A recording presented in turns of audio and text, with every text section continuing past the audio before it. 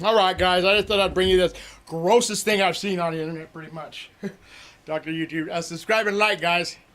The internet, and welcome to another episode of The Spit Take. My name's Jeff O'Brien. I'm the editor-in-chief of Crackdown. Despite what that magazine tells you, stars, they're not just like us. They were at a certain point, but then they got so famous that people stopped telling them the truth and started telling them whatever they wanted to hear. For instance, watch this interview with Alicia Silverstone, who participates in the controversial parenting technique of birding. What's birding, you ask? The horrifying possibilities slowly dawning on you? So the good news is she does not try to teach her children to walk by pushing them from the highest branch of a tall tree. The bad news is you're gonna wish it was that first one. Silverstone's practice of pre-chewing her son's food, feeding it to him like a mama bird.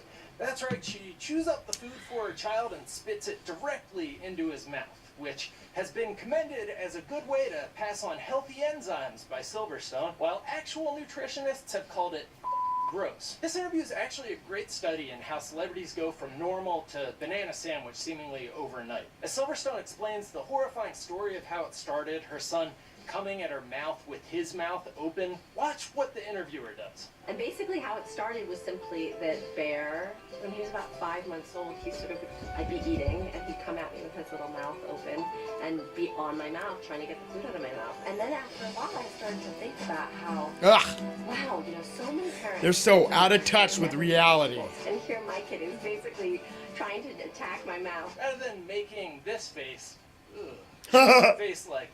right there with you. See, that woman wants Alicia Silverstone to like her, so she tells her she's bravely starting a conversation. I didn't expect it to do what it did. But it started a conversation. Yeah. Instead of inventing the creepiest image of a mother feeding her son since that nursing 12-year-old in Game of Thrones. And we don't tell the truth to people who want to like us, except behind their back, like cowards. So with that in mind, here's a bunch of celebrities who have completely lost their grip with reality and who I would abandon every single one of my friends to hang out with.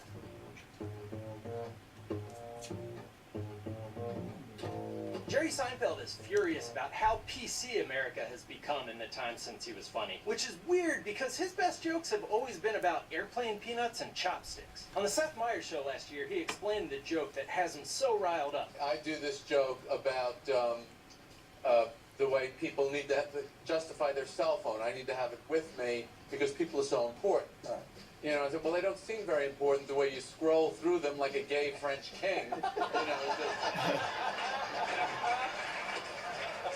Well, I did this line recently in front of an audience, and you get comedies where you can kind of feel like an opinion. And they thought, what do you mean gay? What are you talking about gay?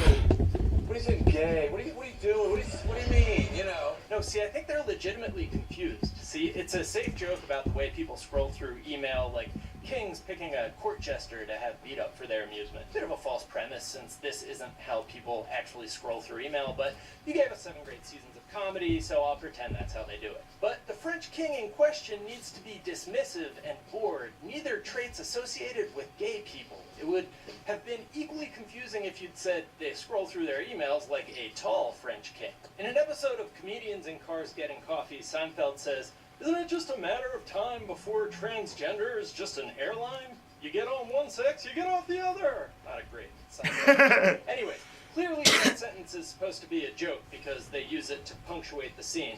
Whose car is that? The wife? That is my daughter's. Oh, your daughter's? My son. Sex change? That's... We don't know. Is it just a matter of time before transgender is an airline? You just get on one sex and you get off the other one.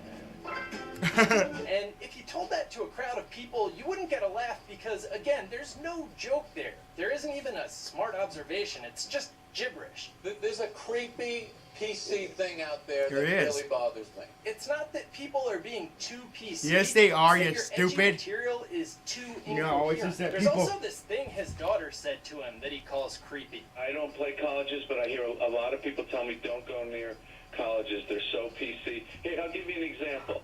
My daughter's 14. My wife says to her, well, in the next couple of years, I think maybe you're going to want to hang around the city more on the weekends so you can see boys. My daughter says, she says, that's sexist. Isn't that, it's amazing. That, they just want to use these words. That's racist. That's sexist. That's prejudice.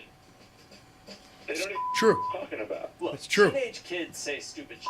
It's just that most people aren't courageous enough to throw their own children under the bus to prove their kid is a creep. But you showed her for maybe not wanting to spend her time chasing boys around New York like some sort of speedy Irish prime minister. What's the matter, Seinfeld? My Irish prime minister joke too real for you?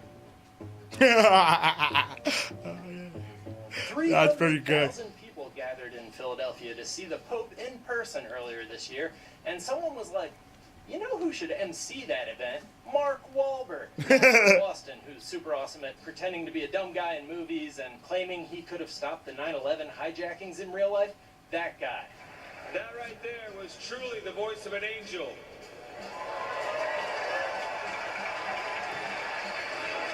But then he whispered in my ear that he loved the movie Ted. I love you, Ted. And I told him that was not appropriate for a boy of his age.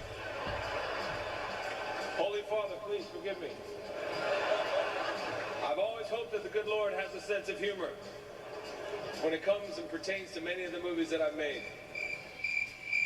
What's the matter? Not a fan of raunchy R-rated comedy franchise Ted the Pope? To be fair to Wahlberg, it's not totally absurd for him to assume the Pope is a huge fan of his movies, since when the Pope came to America, somebody asked Mark Wahlberg to MC the event. It's especially weird that Philadelphia, a city he's not even from, was the one who asked him, since his biggest connection to Philly is that football movie he starred in 9 years ago. Once again, earning their nickname, Philadelphia. We can't tell the difference between sports movies and reality.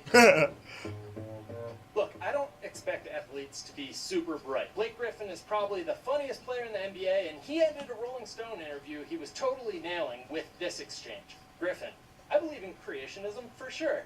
Interviewer: oh, so you think the Earth is only 6,000 years old? Griffin: I don't want to do the math, but somewhere around there. End interview. Yeah, that's one of the smart ones. Still, I have to take issue with Reggie Miller being given a job as a basketball commentator, because I watch basketball, and I've had to listen as he says stuff like, I think Anthony Davis is starting to recognize, you know what? I may be the best player on the floor, no pun intended, Steph Curry. I do a little bit more for my team.